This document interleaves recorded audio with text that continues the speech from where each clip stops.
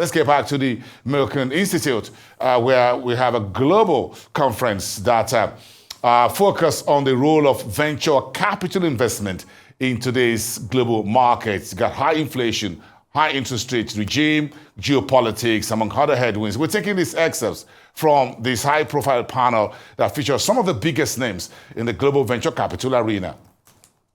It's an exciting time in the Middle East, and so in our neighbouring countries, there are a number of initiatives that have been kick-started over the last couple of years to help attract talent to the region, be that Saudi Arabia, through their homegrown initiatives, or the UAE, and similarly the QIA has recently announced a commitment of $1 billion to support our local efforts, but spanning in the region.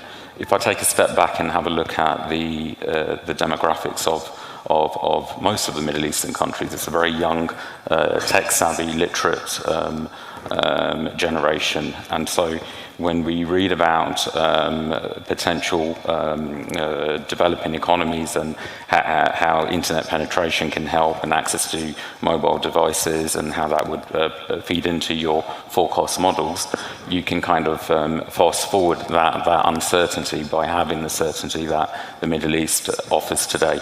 And so you can take a European company or a US company that is looking to export and use the geographic proximity that the Middle East offers for linkages, both within the region and within the neighborhood. So by example, if you take a look at Doha, within a 3-hour flight from Doha, you cover almost 70% of world GDP. What are the implications, do you think, for the resurgence of venture capital in the broader community here right now, and especially with your lens on it, which is, I think, important?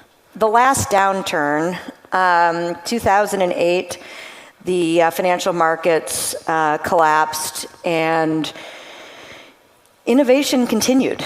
There were no exits, there was no M&A, the public markets were a disaster, and access to capital and fundraising was virtually impossible. And 2010, all the brand name LPs, all the blue chip endowments and foundations were out of money.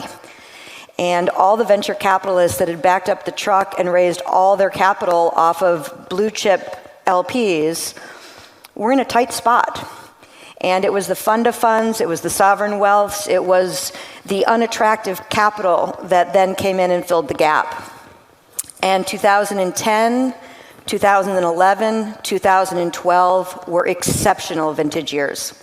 Capital didn't come back into the VC market in earnest until the end of 2012. And it continued to have exceptional vintage years for the next 7 years. And we'll see how the last few years turn out when the dust settles.